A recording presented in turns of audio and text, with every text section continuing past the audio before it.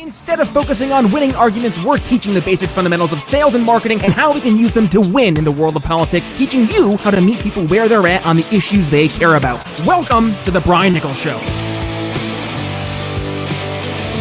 Well, happy Tuesday there, folks. Brian Nichols here on The Brian Nichols Show, and thank you for joining us on, of course, another fun-filled episode. I am, as always, your humble host, and thank you for joining us.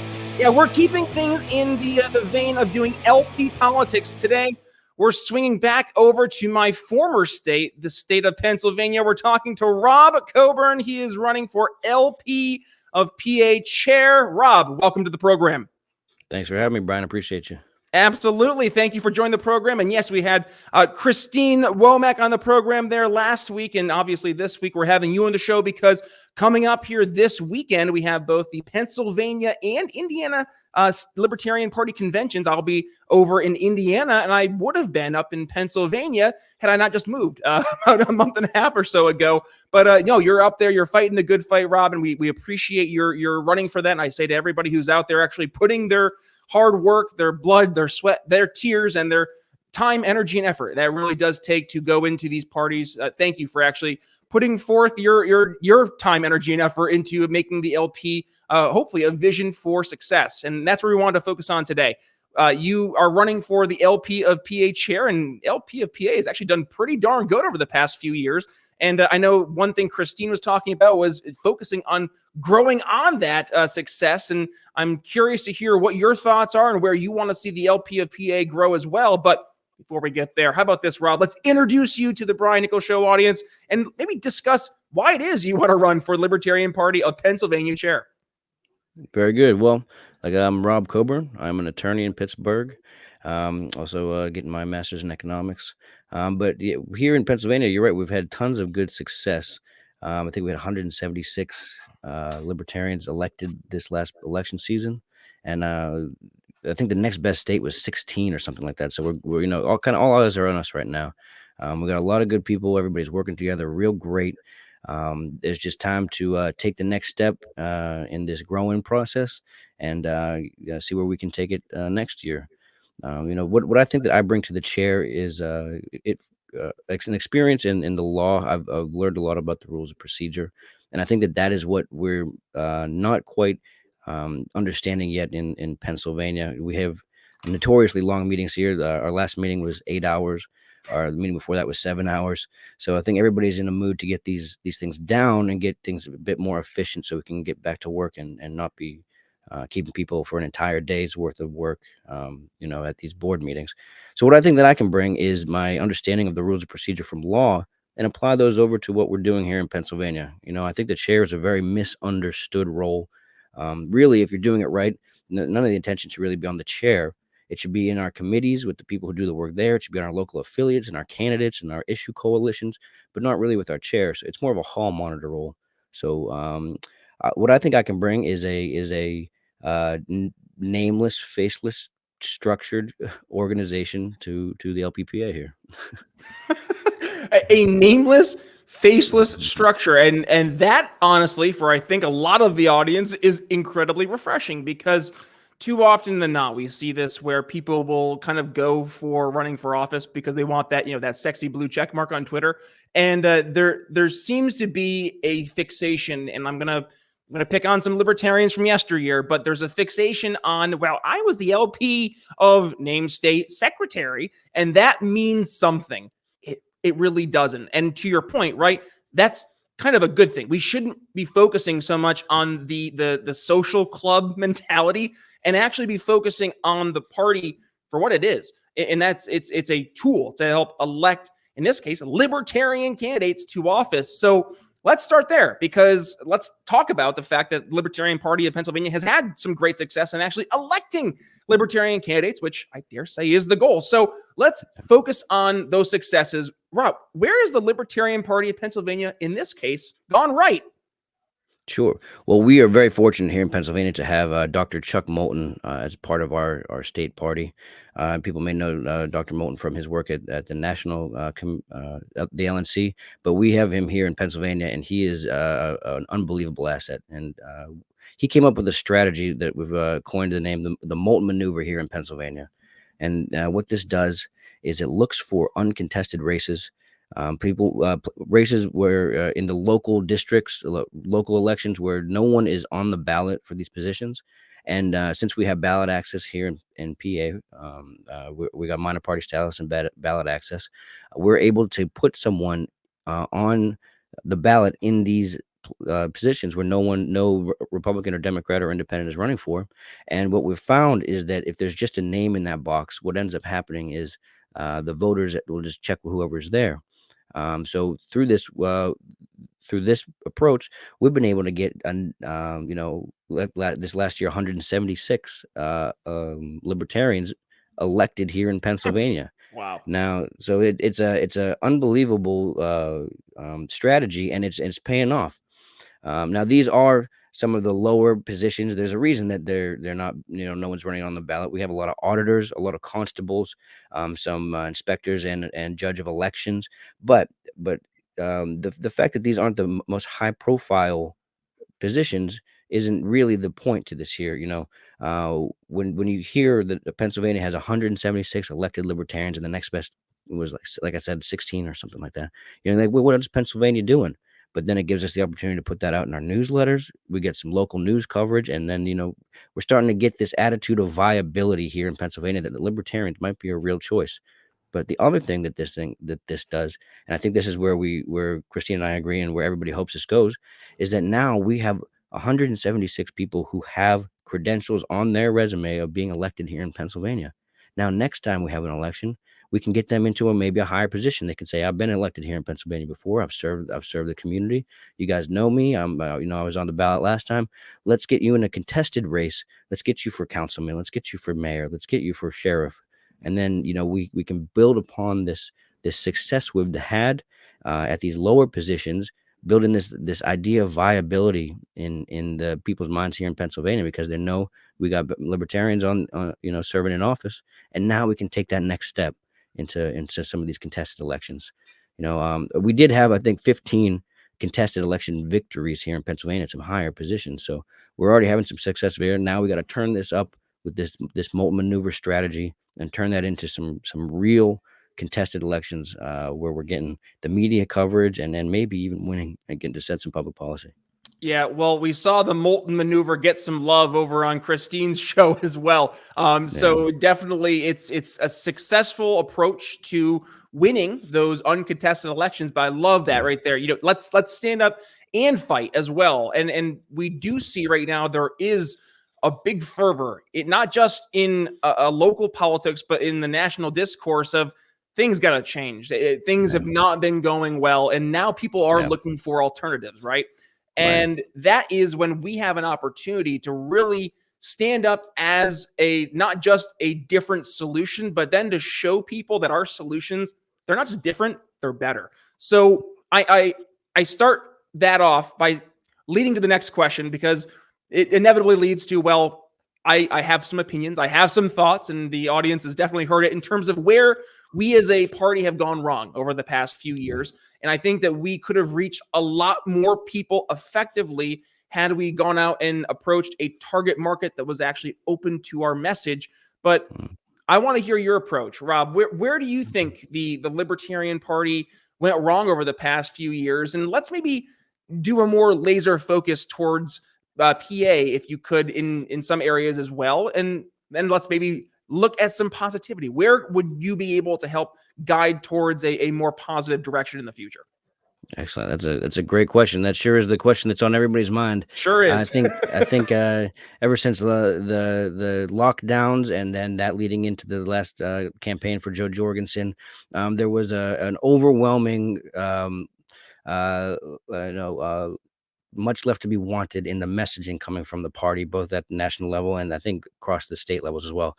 Now, this is something that I think that has become a part of the methodology and the strategy that the Libertarian Party has taken for the last 10, 12 or so years, in that what the approach has been is that we meet people where they're at in their areas, what their personal interests are, from the either if you're from one of the bigger parties or if you're an independent, we find out what your interest is, And then we meet you there and let you know how the Libertarian Party is actually probably a little better and stronger on that issue.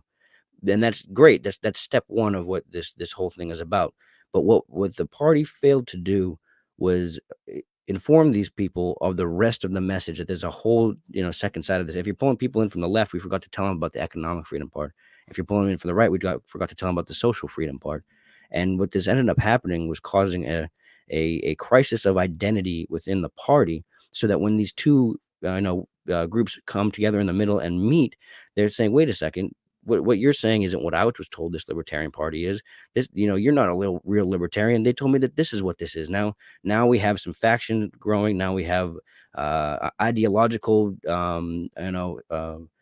differences, and that kind of increased the identity crisis that kind of seemed to form here. Well, while this approach was very well thought out, and you can see how it may have some merit, in practice, what ended up happening was really dividing the party and making this identity crisis. So what I think that we need to do here in Pennsylvania, but across LNC and everywhere, is be unapologetic and unafraid to disclose what this is that we are. We have this most beautiful political philosophy in all of human history, and we stick half of it in our back pocket because we're too afraid that someone might get a little offended if we tell them something that isn't their issue.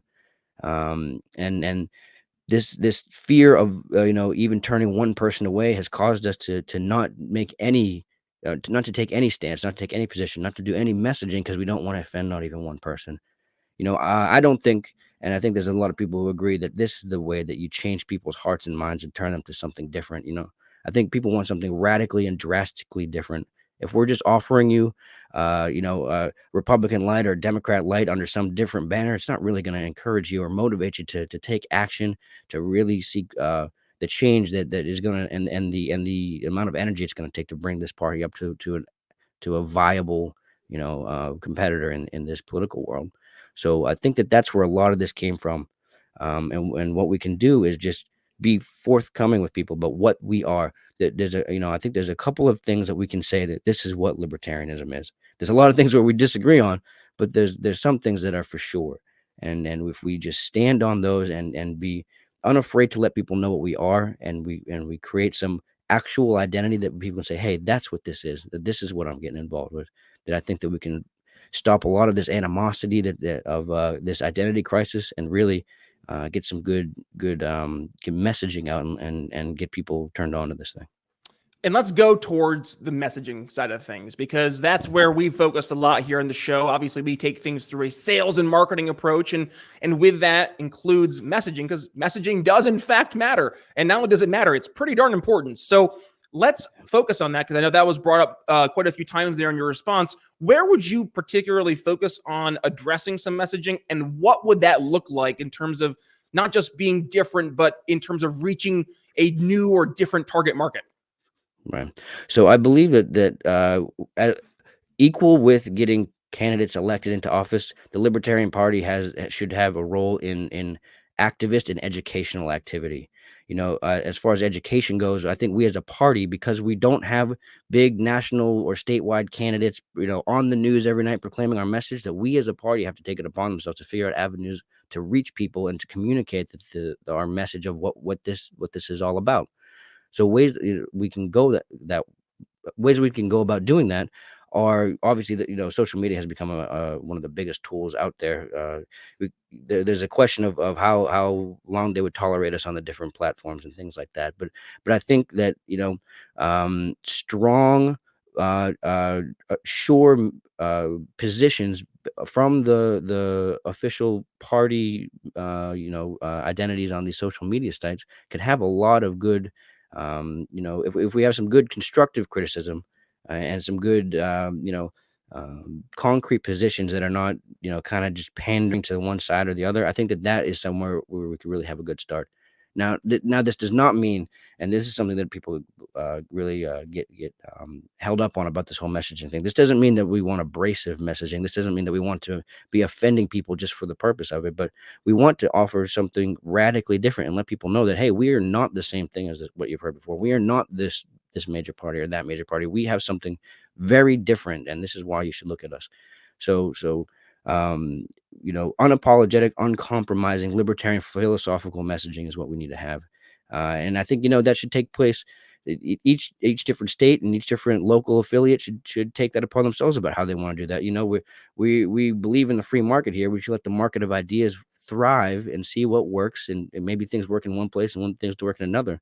But we need to open up the ability for these messaging campaigns within the party structure to begin to take place, so that people can, in their areas, say, hey, this is what the Libertarian Party in my area is standing for, and this is what they're doing, and maybe I can go check this out and get involved with that. Now, the that's as far as the educational aspect goes. Now, as far as activist role that I think the party should be taking, this is something that I think we've been heavily lacking on, and this is something that I stress heavily here in Pennsylvania, is forming issue coalitions, particularly with groups who may not, who may be even considered to be at odds with in the past, but forming issue coalitions with groups in your local areas on areas of common ground, where we can work together to maybe introduce some real policy or charitable actions going on. Now, here in Pennsylvania, we have a couple of real good ones. We've got Defend the Guard. If you don't know about Defend the Guard, this is one of the greatest things, one of the greatest initiatives that we've got going on. This group helps you introduce state legislation that prevents you from deploying your national guard, your state national guard, unless there's a declaration of war by Congress. Now, we haven't declared war since World War II, and the National Guard is the most deployed branch of any military branch. So you can see here how we can have a real impact in this anti-war thing if we can get some state legislation that prohibits us from deploying our troops without a declaration of war. Now, there's some other ones we got going here in Pennsylvania, like Don't Tread on Philly. They have vaccine mandates and to go out to just participate in regular society there, and we have really made some good changes there, getting a lot of local news coverage, and these type of issue coalitions can let people know what our messaging is, and hopefully affect some real change. Interesting stuff there, Rob. And now I have to do a little bit of like a challenging here, because I do hear one possible, I don't say an issue, just one hurdle you might have to overcome. And I want to hear what your thoughts are here. So when you have issue coalitions, what if they're not on board with the entire philosophy? What if they're like, hey, I'm on board with like 70 to 80% of what you agree on, or rather what the principles are. However, there's 20% I just can't get on board with, but they agree with us on some of the most important issues. I guess, how do we know we're speaking to not just the right person, but enough of those right people? And I'll give you the context of this question. I think we've spent a lot of time in the past focusing more on the principles versus bringing the principles to the people based on not just the issues they care about, but helping actually solve the problems, for like showing them how it will help solve those problems, making it real. We call this in sales solving the reality gap. And I guess, is there maybe that challenge or that hurdle you have to overcome in doing that? Do you hear my kind of, I don't say concern, if that makes sense? Yeah, that's a great point. But to my answer to you is actually that it's quite the opposite. Actually, it presents an opportunity for even more progress and messaging to get out.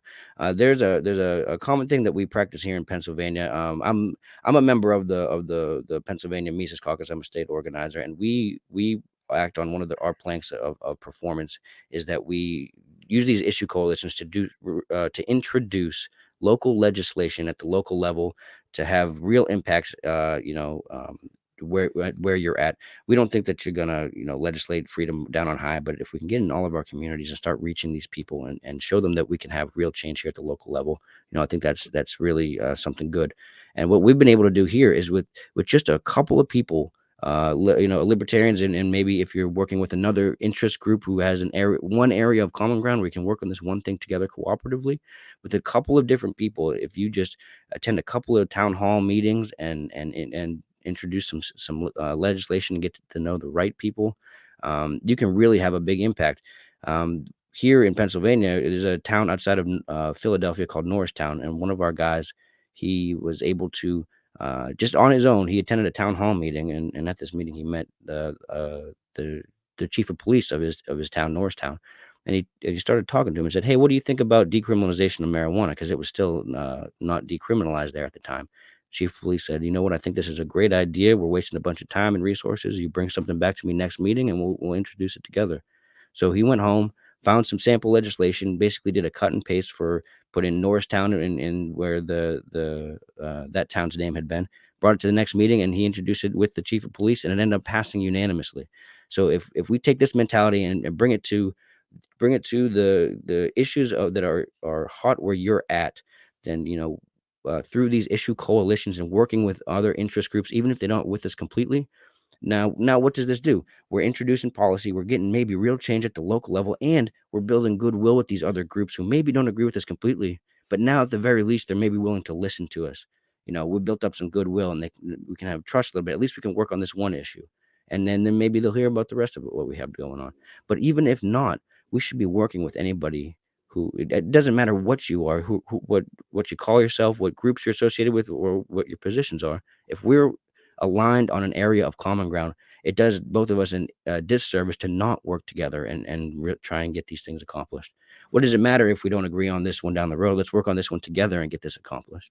So I think that should hope that covers your question. No, it absolutely does. And I guess let's go towards with the last 5 minutes or so. I've asked this question, I think, of both both chair candidates, being Tony DeRazio and Angela McArdle. I asked Christine, and I'm going to ask you. Actually, I asked two U.S. Senate candidates out here who are both vying for the seat here in Indiana, James Siniak and William Henry as well. So this question, it's gotten its use here in the libertarian world. So who do you think is our target market? And I asked that question because we've kind of just been firing everywhere, right? We'll go towards Second Amendment every now and then, pro 2A. You'll go towards, like you mentioned, the defend the guard. We'll talk about, the foreign policy issue, and we're just kind of are floating in the wind. There doesn't seem to really be a set group of people that we're looking at and saying, we're going to focus on this block of people. And not just we're going to focus on this block of people, but specifically because they're in the market that we should be reaching out to, because they're already open to buying what it is that we are selling in this case, which is liberty. So who do you think that the top, let's give three target market groups that we should be focusing on as a greater libertarian party? And if you want, you can make it more hyper specific for PA. You can go that route if you want as well. Sure. Well, you may not like this answer at first, but let me explain what I mean. Every single person is our target market, and let me explain how we can actually go about it, delineating and identifying in our specific markets who this is. Are you familiar with Scott Horton from the Libertarian Institute? Yep. So if you know Scott Horton, he has this approach. It says, you attack the left from the left and you attack the right from the right. Now, if you combine this attitude with the idea of local nullification and local, decentralizing, getting in at the local level, using our county affiliates to reach out to the people in their community, what we can do here is identify what the interest or the major group is in your area. If you're in a blue area, now let's go after some blue issues. This was like the example that I was giving. That decriminalization in Norristown. It was a heavily Democratic city council, and on their platform for their party was decriminalization of marijuana and drugs, but they had done nothing to achieve that. So what we did was, when this person introduced the sample legislation, they brought with them a copy of the Democratic Party platform where decriminalization was right on it, and kind of had to stick them to their guns. So if we go into our local communities and we figure out what the trend is in that area, we can be pulling people from the right, the left, the center, anything. Find out what the hot button is, because if I can't think of an issue that we're not better on than either the major parties or anyone else. So figure out what it is in your area that's supposed to be getting done by those who are in the positions to do something about it, and stick them to it. This is how we attack the left from the left. We can be better than them on the left. We can attack the right from the right. We can be better than them on the right. So find out what your who's sitting in the seats of power there, and then stick them to the things that they said that they were supposed to be about, because we're better on it. Rob Cowburn, he's running for Libertarian Party Chair of Pennsylvania. And folks, if you want to learn more, well, Rob, how about this? As we're wrapping things up, let's give people a call to action. Where can they find you? And also some parting thoughts of wisdom to leave the audience with as they're going towards the convention, which is just a few short days away. Yeah. Well, you can find me on Facebook at Rob Cowburn for LPPA Chair. You can find me. I have a number of bands that I'm a part of. You can my band pseudonym is Rob Grizzly. You can find me through there, GRISLY. And then parting wisdom. Let's all have a little bit of patience and love for each other. Remember that we're all in this to fight for the liberty movement, and let's get back to work and get to it. Let's get to it. Amen. Can't agree more. And yeah, this is one thing that I think you and Christine would absolutely agree on, and that is we need to have some type of unity, some not tongue-in-cheek unity, some actual unity, because right now things are kind of getting real as we're looking out there across the horizon in all aspects. So we need to be focusing on the things that really matter. And I think that right now is focusing on electing some true liberty lovers, specifically with that big L next to their name. So folks, if you want to get involved, whether it's in the state of Indiana or Pennsylvania, whatever it may be, please do me a favor. Go to the show notes, click the artwork. It'll bring you right to today's episode, where you can find not just all the other 450 plus episodes, including Christine's episode and our Libertarian Party Chair episodes, our candidate episodes for the conventions here the next few days. But also you can find all of Rob's information, his social media, and all the links he mentioned here. Oh, and by the way, we'll have the transcript of today's entire conversation right there for you as well. So with that being said, folks, thank you for joining us on a special Tuesday episode of The Brian Nichols Show. With that being said, it's Brian Nichols signing off for Rob Cowburn. We'll see you tomorrow. Thanks, guys. Thanks for listening to The Brian Nichols Show. Find more episodes at briannicholsshow.com.